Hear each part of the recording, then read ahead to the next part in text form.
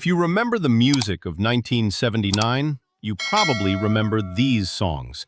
They were everywhere on AM radio, in cars, at parties, and on jukeboxes. But here's the strange part. You may remember the songs perfectly, while completely forgetting who sang them.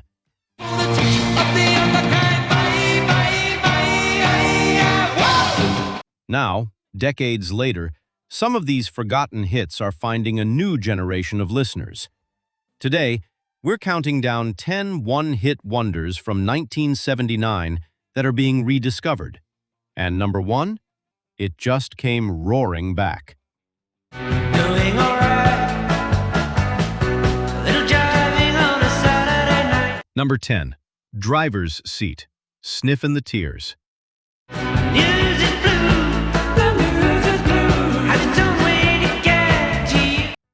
Some songs don't just remind you of an era. They make you feel like you're moving through it. That's exactly what Driver's Seat does. With its pulsing rhythm, atmospheric keyboards, and unforgettable guitar, the song feels like the soundtrack to a nighttime drive with the radio turned up. Come up, man. Gonna dance today. Released in 1978 and becoming a U.S. hit in 1979, it gave Sniff and the Tears their biggest American success. But the band never matched that moment again. And perhaps that's why the song has aged so well. It doesn't sound trapped in the late 70s. It sounds restless, cinematic, and strangely modern. Driver's seat. Yeah. Doing all right. For anyone who remembers driving with an AM or FM radio playing beside them, Driver's Seat can bring back an entire scene in just a few seconds. Sometimes you don't remember the year. You remember the road. She always smiled for the people she meet on Troubles Drive. Packed in the morning, I stared out the window and I struck. Number 9, Just When I Needed You Most, Randy VanWarmer. I've written letters that I'd like to send. If you Some songs make you dance. This one makes you remember someone. Just When I Needed You Most arrived in 1979 with a gentle melody and a heartbreakingly vulnerable vocal from Randy VanWarmer. The song climbed to number 4 on the Billboard Hot 100 and became the defining hit of his career. needed before and now, where I'll find comfort, God. But what made it unforgettable wasn't the chart position. It was the feeling, the loneliness, the regret. That quiet moment when someone you counted on is suddenly gone. For listeners who discovered it on the radio in 1979, the song may have been connected to a first breakup, Now I love you more than I loved you before and now. a lost relationship, or simply a lonely night. And that's why it still works decades later. The world around us has changed completely, but a song about missing someone? That never goes out of date. You left me just when I needed you most. Let the spirit that flow off through your body just enough. Number 8, Disco Nights, Rock Freak, GQ. And we'll take you there. They said you wanna reach. By 1979, disco wasn't just music, it was a lifestyle. And Disco Nights, Rock Freak by GQ sounded like a perfect snapshot of that moment. The bass was infectious, the rhythm was relentless, and the whole record seemed designed to keep the dance floor moving.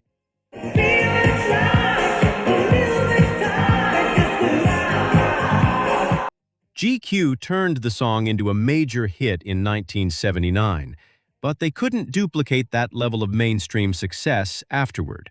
Which makes the song even more interesting today, because Disco Nights doesn't need an explanation. You hear it and immediately understand the era. Flashing lights, crowded dance floors, wide collars, late nights, and music that seemed determined to keep going until sunrise. It's full of joy and laughter, and it's such a thrill. For younger listeners discovering late 70s disco today, the track still has exactly what it had back then: energy. Some songs survive because they're emotional. Others survive because they're fun. This one simply refuses to sit still. The feeling's right, and it's this time. I would surely lose a lot. Number 7. Knock on Wood. Amii, Stewart. The way you love me is frightening. You may already know this song, but you might not remember this version. Knock on Wood had already been recorded as a soul classic before Amii Stewart transformed it into a huge disco hit in 1979. And in the love I know, it's like thunder, lightning. Her version was bigger, faster, and built for the dance floor. It reached number 6 on the Billboard Hot 100 and became the defining American hit of her career. But here's the interesting part. The song managed to connect two different generations of music. It carried the soul of the 1960s while sounding completely at home in a disco club in 1979. I'm not superstitious about you, but I can't take That combination made it almost impossible to forget. Maybe you remember hearing it at a party, maybe on a jukebox, maybe from a radio playing somewhere in the background. Whatever the memory, once that beat starts, you know exactly what comes next. And that's the magic of a great cover. Sometimes the second version becomes part of the memory too.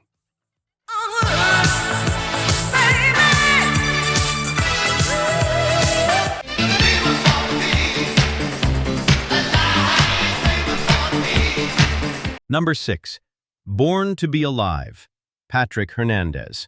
People ask me why I never find a place to stop and settle down. There are songs you remember with your ears, and then there are songs you remember with your whole body. Born to Be Alive is one of those songs. The moment that rhythm kicks in, you already know what to do. Patrick Hernandez turned the song into an international disco sensation in 1979. It's good to be alive, to be alive, to be. For a brief moment, his name was everywhere. The song was everywhere. And dance floors everywhere seemed to move to the same beat.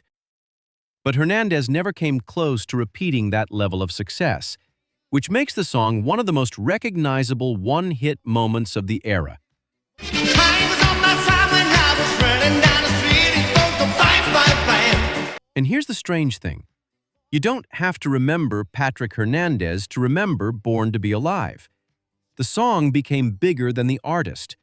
More than 4 decades later, it still appears whenever people want that unmistakable late 70s disco feeling. You can forget the year, you can forget the singer, but once that beat starts, you're back on the dance floor. Never wanted all those things before me to justify the lights.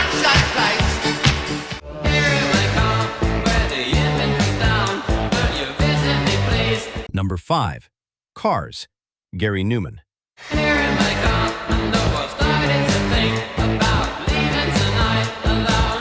Now things get strange, because in 1979, Gary Numan released a song that sounded like it had arrived from the future. Cars wasn't built around the usual rock formula. It was cold, mechanical, electronic, and completely different from most of what was dominating the radio. Yet somehow, it worked. Cars reached number 9 on the Billboard Hot 100 and became Gary Numan's signature American hit.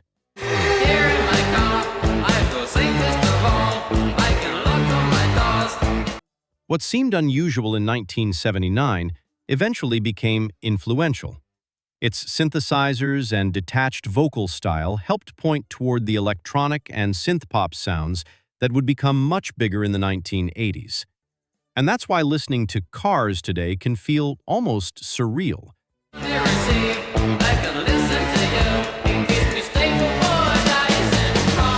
The song wasn't simply describing a machine. It sounded like the machine was singing. A record from 1979 that still feels futuristic more than 4 decades later. Maybe Gary Numan wasn't predicting the future. Maybe he was already living in it. I heard you on the wireless back in 52, lying awake at 10. Number 4. Video Killed the Radio Star, the Buggles. They took the credit for your second symphony, rewritten by machine. This song didn't just become a hit, it became a piece of music history. Video Killed the Radio Star was released by the Buggles in 1979, and its lyrics imagined a future where technology would change the way people experienced music. Video killed the radio star. Video killed. Then, 2 years later, the song became the first music video shown on MTV in the United States. That alone would have made it unforgettable. But the story came full circle in 2025, when MTV's remaining dedicated music video channels began shutting down. Video Killed the Radio Star was used as the final video on MTV Music in the UK. And now we meet in an abandoned studio. We hear the playback and it's Think about that. The song once symbolized the beginning of a new television era. Decades later, it symbolized the end of another. A song written in 1979, still telling the story of changing technology. That's not just nostalgia.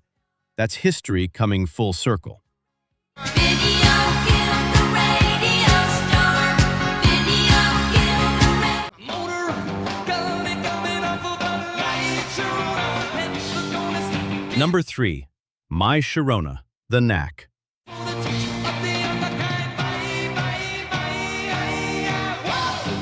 You don't need the title. You don't need the lyrics.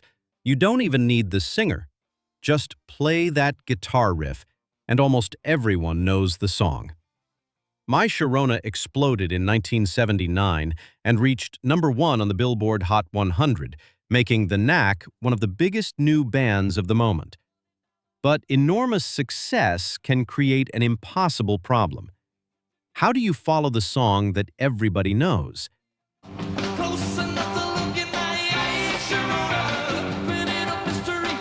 The Knack never matched My Sharona in America again, and over time, the band faded from the mainstream spotlight. The song didn't. That opening riff remained instantly recognizable, continuing to appear in movies, television, playlists, and nostalgia culture. When you gonna get to me? Get to me. Is it just a matter of time? And that's why My Sharona is such a perfect one-hit wonder. It doesn't politely ask you to remember it. It simply starts playing, and your brain remembers everything for you. That's the power of a great riff. My Sharona. My Sharona. Radio video. Movie with a suitcase. Y'all living in a disco. Number 2. Pop music. M. I wanna dedicate it. Everybody made it. In 1979, this song sounded almost impossible to classify. Was it pop, disco, electronic music, new wave? The answer was basically all of them. Pop music, created by Robin Scott under the name M, became a number 1 hit in America and sounded years ahead of its time. In the subway.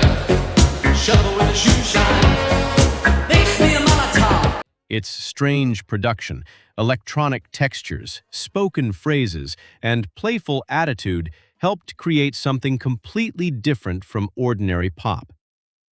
But here's where the story gets remarkable. More than 4 decades later, pop music found a new audience on TikTok, bringing the song and Robin Scott back into the conversation. Wanna be a gunslinger, don't be a rock singer. Eeny, meeny, miny, moe, which way you wanna go? Talk about. Music Radar reported on the track's renewed popularity and Scott's return to music. Think about that. A song designed in the late 1970s was suddenly being discovered by people who weren't even alive when it was released. Maybe pop music wasn't ahead of its time. Maybe its time finally caught up with it.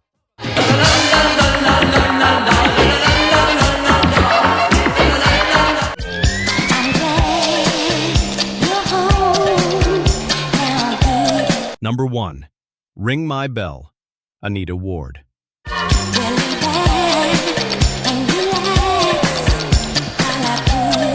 And now we reach the comeback nobody could have predicted. Ring My Bell. When Anita Ward released the song in 1979, it became a massive disco hit, reaching number 1 on the Billboard Hot 100.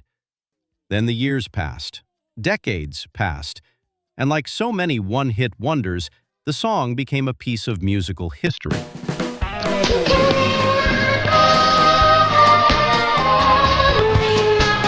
Until 2026. Suddenly, Ring My Bell exploded on TikTok, introducing the 1979 disco classic to a completely new generation. Billboard reported that the song became a viral streaming hit and reached number 1 on multiple Billboard digital sales charts.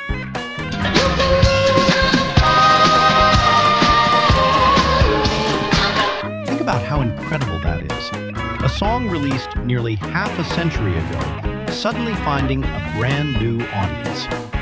Anita Ward may have thought her biggest moment was behind her, but Ring My Bell had other plans. Sometimes a hit doesn't disappear, it simply waits. And when the world is ready again, it rings.